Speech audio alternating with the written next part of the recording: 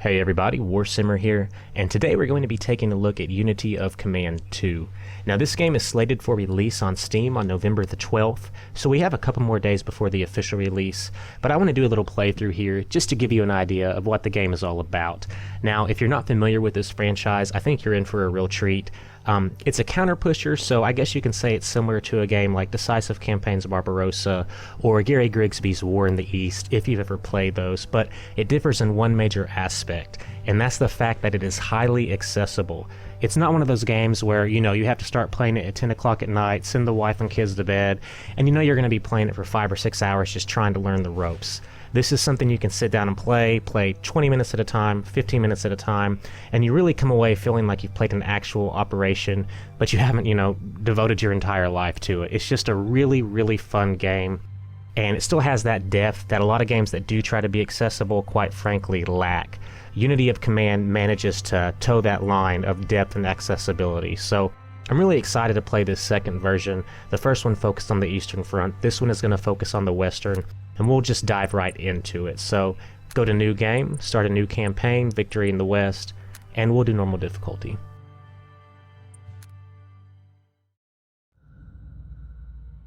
I think one of the reasons UOC is so good at what it does is because of the supreme importance it places on logistics and supply lines. Even though this is a much more compact game than the two I compared it to earlier, Decisive Campaigns and War in the East, you still get that rewarding experience with it. It's still very important to encircle entire armies, forming pincer movements, cutting off supply lines, and I think that adds that depth that I was talking about, that it manages to still hold on to, even though it isn't quite as big or intimidating a game as those other two. As this intro screen quiets down, we'll see where our first operation is going to start. Looks like North Africa, playing as the Allies, moving on up through the Mediterranean into Italy. When you first start a campaign in UOC 2, it differs from the first one in the fact that you have something called the conference screen.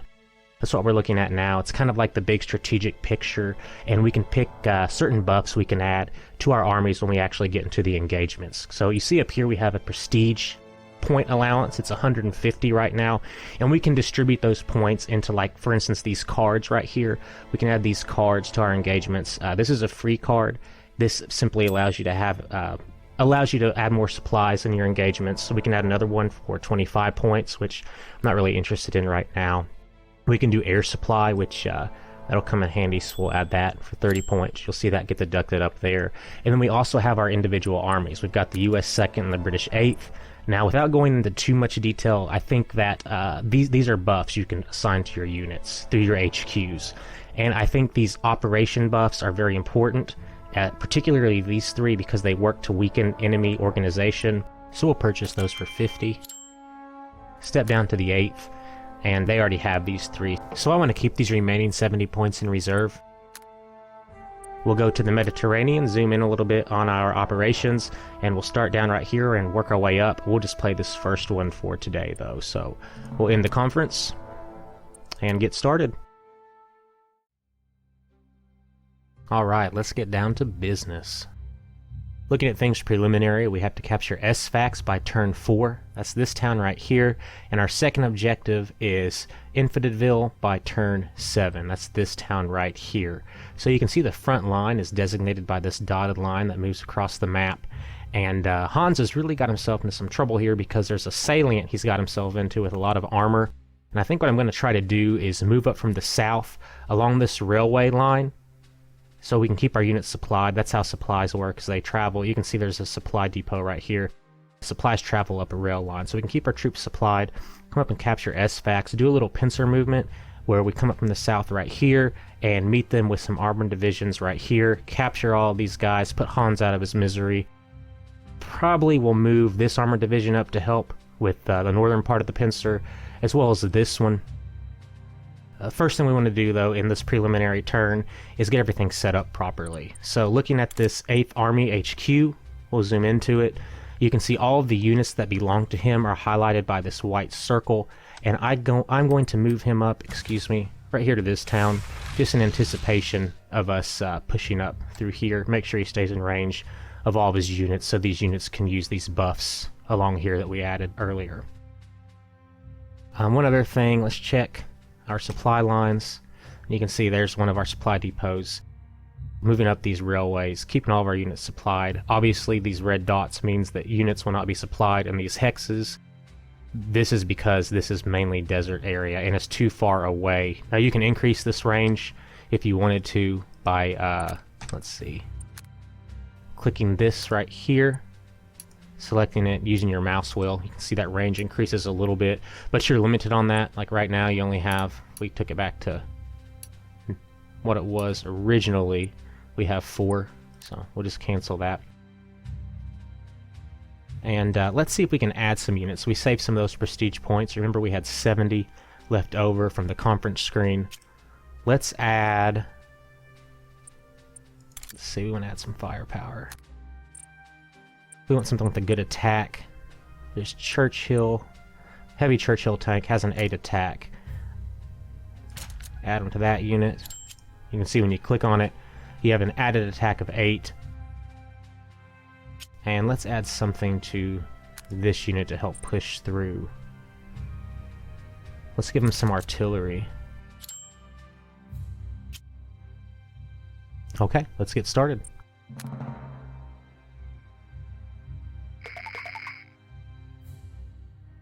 Okay, first things first, I'm going to use our air support.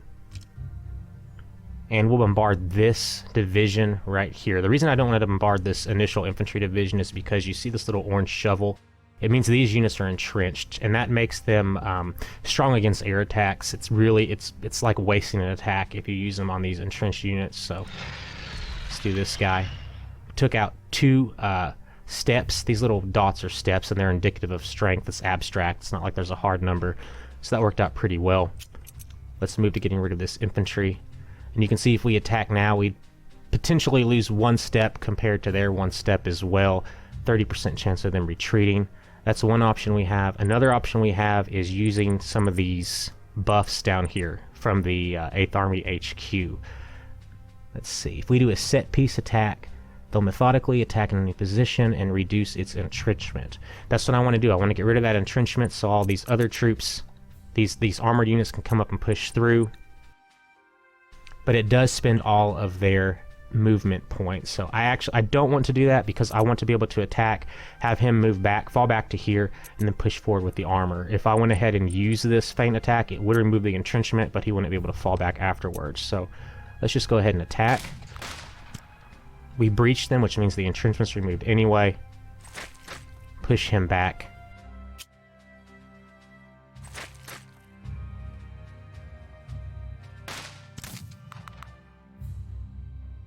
Alright.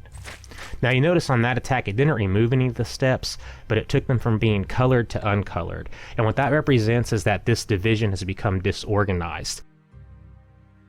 There are 2 steps still left in the division, but it will take a turn for those steps to replenish and be effective as a fighting force. So it's basically like they're fighting with nothing right now. They're so disorganized from that attack. Move up our armored division that had the Churchill added to it. 90% chance of retreats. We're going to push them back, remove their 2 steps, probably destroy the unit. Also a 50% chance of us overrunning them. And when you overrun a unit, that's what this game is based around, because if you manage to overrun a unit, you get 1 more move with the unit. So like if we do overrun this unit, we can push forward and attack this unit next. And we didn't manage to do that. That's fine. Leave him here, and we'll move up our other armored units. We'll move up this guy because they are elite. They attack with more power. They have a 5 for attack. Picked up some prisoners. You can see right here at the bottom we have 1 of 2. Once we get 2 prisoners, there is a new feature in UOC2 Fog of War. You can see this dark area right here, and there's units. Whoops. There we go. There's units hidden in this Fog of War that we may not be aware of. You can get intel on those units, however, and once we get the 2 prisoners, we will. Or we can do this. Fly planes overhead and see. Check SFAX. Okay, you can see there's an infantry unit right there.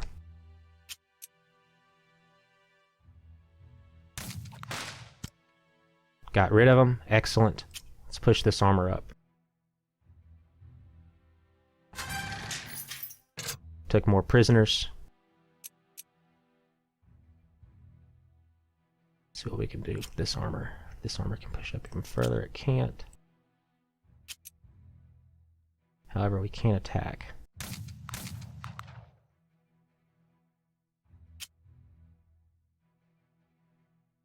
Your range is limited. You see this orange line shows the extent of how far we can advance. If you move your mouse wheel up, though, it'll turn blue, which means you won't be able to attack if you move, but you can extend your range. And we want to do that to get there as soon as possible. Same with this unit.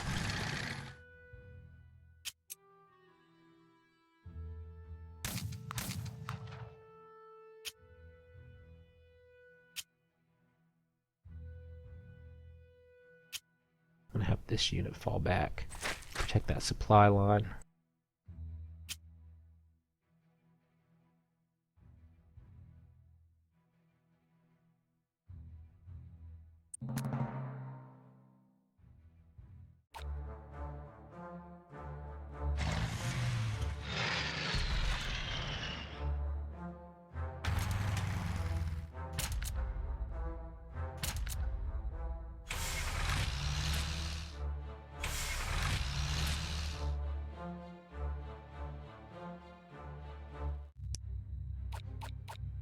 Alright, let's see if we can close this pincer.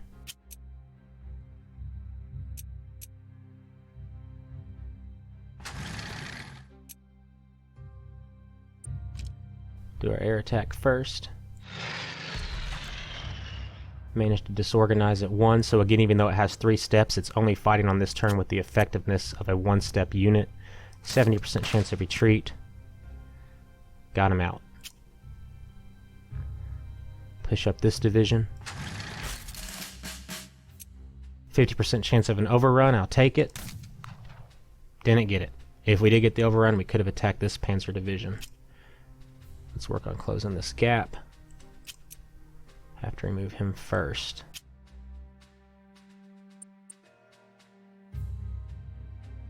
I could order a feint attack, which will suppress the unit we're going to attack, make some of these steps uncolored so it removes their effectiveness without taking losses of our own.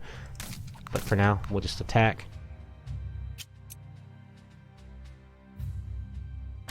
Close that pincer up.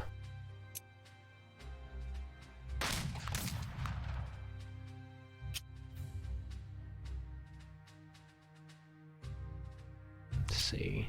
These mountains will block the armor from coming out. And here. And now we get a bonus.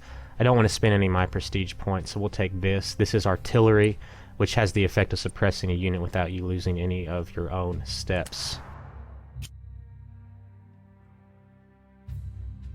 I'd like to file this. Well, let's get him going first along this rail line. Now, we'll move this infantry up.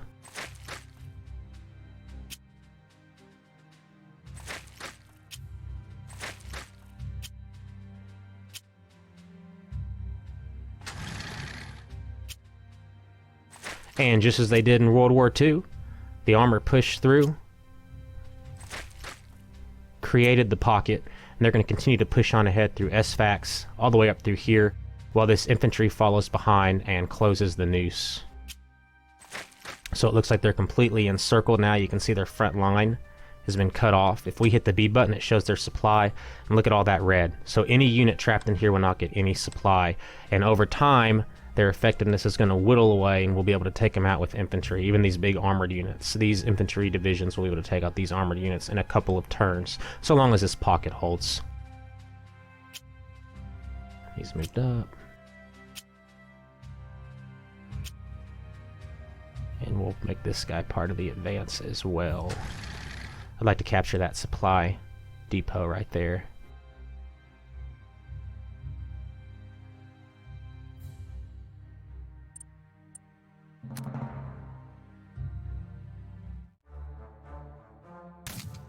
They're going to try to break out. They did it, unfortunately.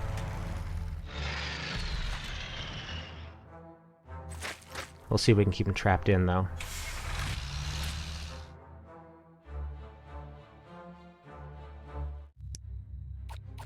Alright, so they did create a hole in the pocket. No biggie. Let's move our guys up. Still looking good. 8th Army HQ, still in range of all of his units, but this guy's about to get out of range. I want the HQ to stay with our armor.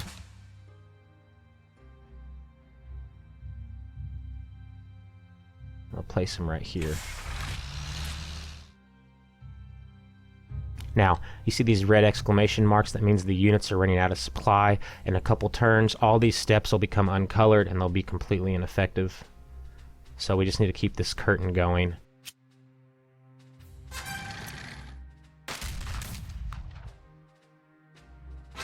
Now we got SFAX by turn 3. So we're looking good so far. And again, we'll hit V to see our own supply lines. You can see starting down here, we have a clear route all the way up through this rail line. We can just continue to push on up if we need to. This division is out of supply range. We may be able to extend that some by increasing the strength of our supply network. So if we click this right here, you see we have an option to add 3 supply hubs. So we can click on this, use our mouse wheel to scroll up, and you see how that range increases every single time. See that right there? So we'll do that and hit enter. And he is still out of range. I can just back him up and he'll be supplied next turn. We'll be able to take that supply right there. Do have a problem up here. Enemy cutting off our supply line.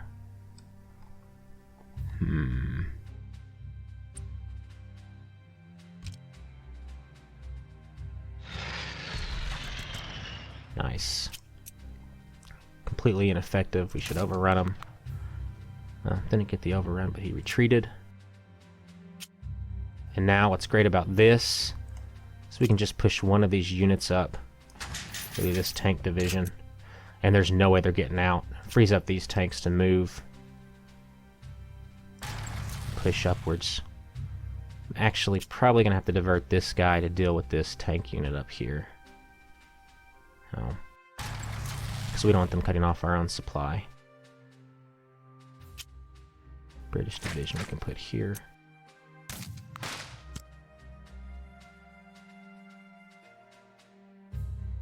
One thing you'll notice, it says this unit's out of supply, even though technically there's no red dot here. You see this bar has a little bit of red on it, and that just means on any given turn there is a chance, depending on how big the bar is. If it's a larger size red bar like in these mountains, it's hard to get supply up there, and there's a chance every turn they won't get supply, but he'll get it back next turn. So I think we're looking okay right now.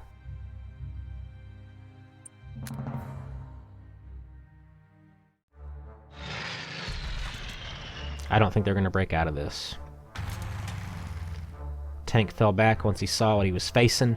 Didn't want to fight Mr. Sherman. I don't blame him. Hit V to see our supply line, and we'll just move the Sherman right here. And now we have that unbroken chain of supply. Logistics, so important in this game, guys. Put him here. I think we're looking good. Now, let's continue to push up, extend our range with that mouse wheel.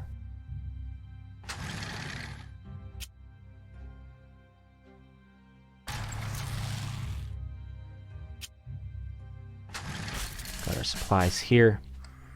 Let's do some recon runs, because we don't know what's in this fog of war. Got infantry in this town.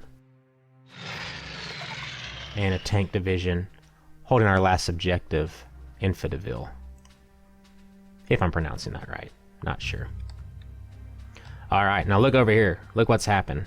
You see them starting to whittle away. By the next turn, they'll be completely out of supply, like this guy. So this guy's completely ineffective.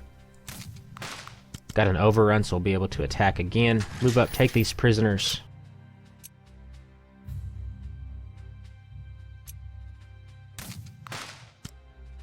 Would have been nice to get a second overrun with that.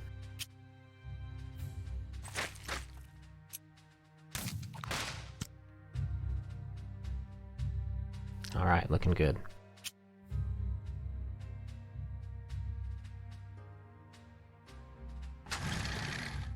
Now where these guys are getting off the main rail, as you can see, they're not going to have supply. However, if you remember, some of those buffs we bought... Oh, no, where are they? We were supposed to have an air supply buff. That might be a issue with the beta. I'm not sure. That's odd. Well, in that conference room we bought that air supply. We should have been able to select that and use it and drop in air supplies, but I don't know why it got removed. But we'll have to do without. What we want to do is push up through this road, because if we push up through this railway, excuse me. So if we remove these two divisions, push up through here, we'll have the supply come down through here via this supply hub. So we need to be thinking about that. We can start with an attack here or here. What I want to do is use artillery, the suppressive fire. You can see that. Let's see if we can add artillery to them to make them even stronger. Nope, don't have the option. We could do a set piece attack, which will remove their entrenchment. I think I'm going to. There you can see they got breached. We didn't have hardly any losses because it was a set piece. And now our armor can push through. Oh, they held up. They didn't retreat. It's okay.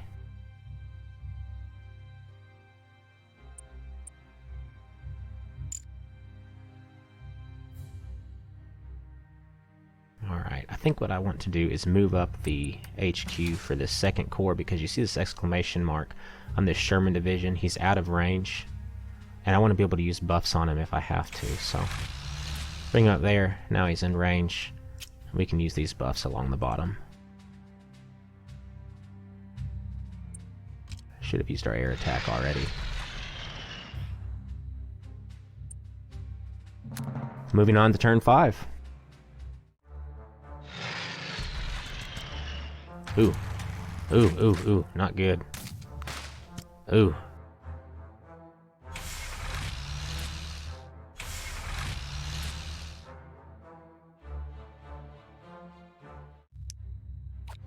Alright. There we go. Completely. All these Wehrmacht, all these Hans dudes up here, completely trapped. They have no effectiveness left in their fight, even though they have a lot of steps. A simple, lowly, measly, pathetic British infantry division with just 2 steps is going to start kicking some ass.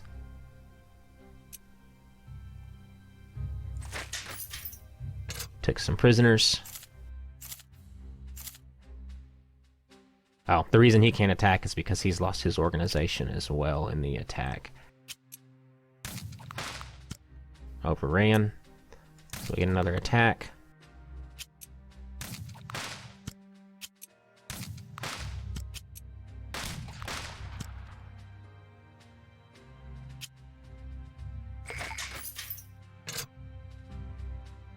Now you see where we took that prisoner. It gave us the count to 2 before it reset. And you can see right here it says British 8th, 1 enemy unit located. So it reveals an enemy unit on the map via intel from those prisoners. That unit right there. We knew he was there from the earlier intel run. However, this armored division will push him up.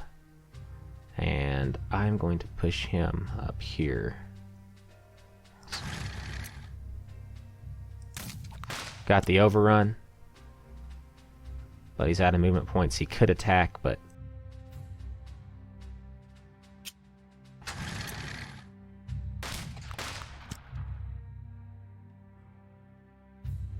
I'm gonna finish this division off.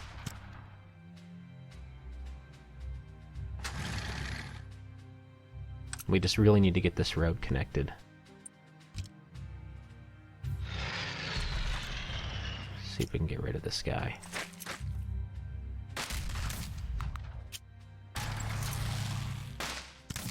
There we go. Lost our tank division. However, this guy's back in supply.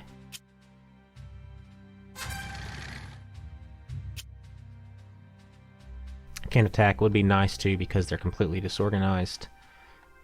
As you can see right there, that's fine. Make it work.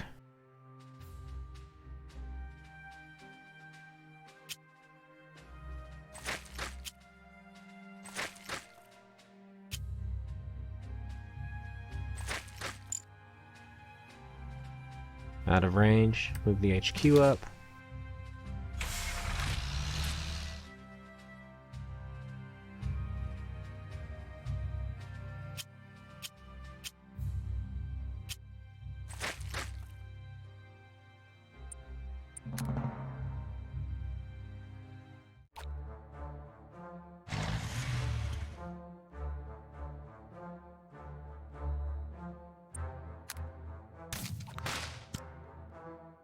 Knew that was happening.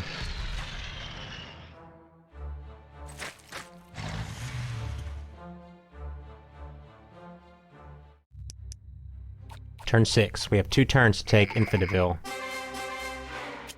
Can we do it? Ooh. I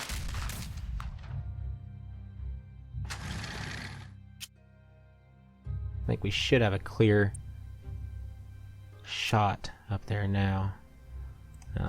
They have a headquarters right there.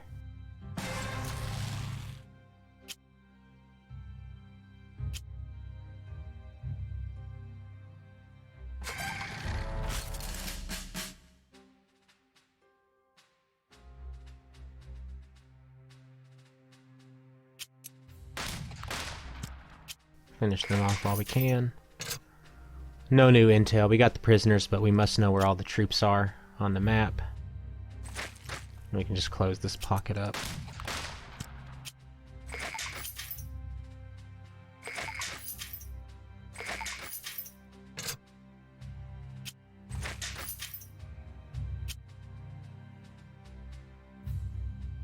This guy's running out of supply.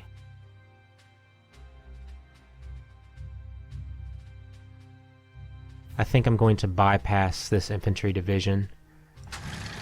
Put him up here on this main assault because we have to get it on the next turn. We can use this infantry division to attack. I'm going to wait until they run completely out of supply. I don't think they're going to get any supply anytime soon. Isolated on an island.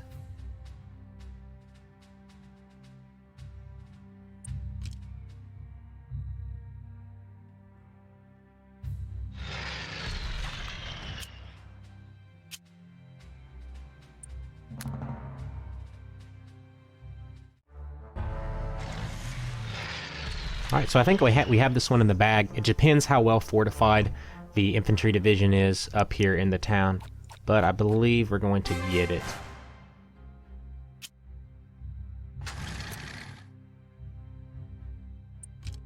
They're not even entrenched.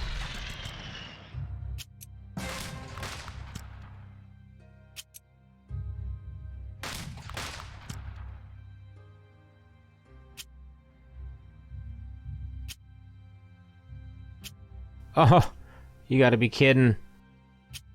Oh, you've gotta be kidding me.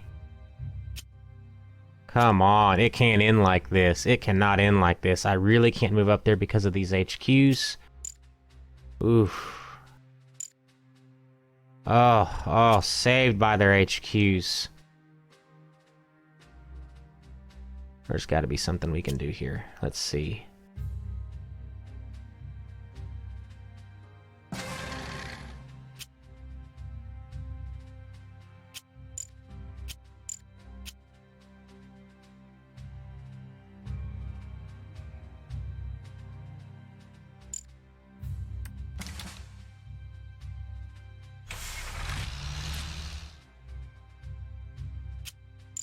That is upsetting. Man, I cannot believe that.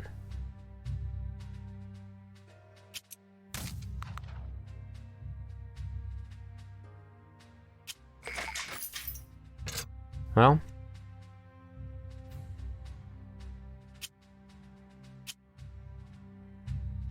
but there's not much we can do.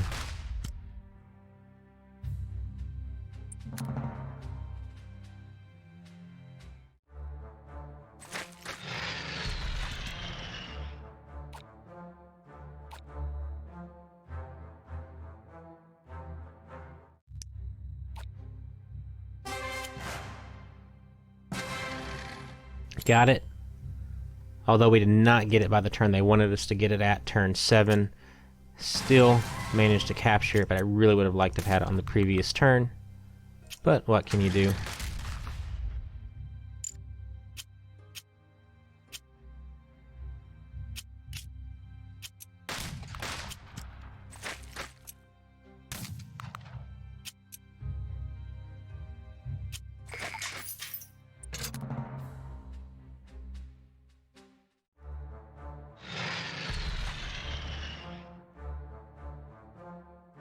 And it looks like we're going to be coming to an end here. In this scenario, we got Got some more prestige to take with us into the next battles. I'm not going to go ahead and do the second one for now. I just wanted to give you an early look on the game. I do hope you enjoyed it. I do recommend this game. I know it's not out yet, but I'm going to go ahead and recommend it before it's even released because the first one was just that enjoyable. Probably do a review on it sometime down the road, maybe when it comes out after the 12th. I'll give you a more in-depth one, but I'm telling you, this is just a fun game. I had a blast playing this scenario alone, and when you get down to the actual quantity of content, not only is it quality, there's guaranteed to be a lot of quantity. I mean, you're probably going to have, I don't know, 20, 30 scenarios just like this one that we just played right off the bat. You want to get home from work, you don't really want to take the time to start up something big, sit down, play this for 20 minutes. You'll love it. I really do recommend this game. Thanks for watching and listening, guys. Leave some comments down below if you don't mind. Let me know if you enjoyed this video. Let me know if you would like to see a review for it. Appreciate the watch, everyone. Hope you have a good day.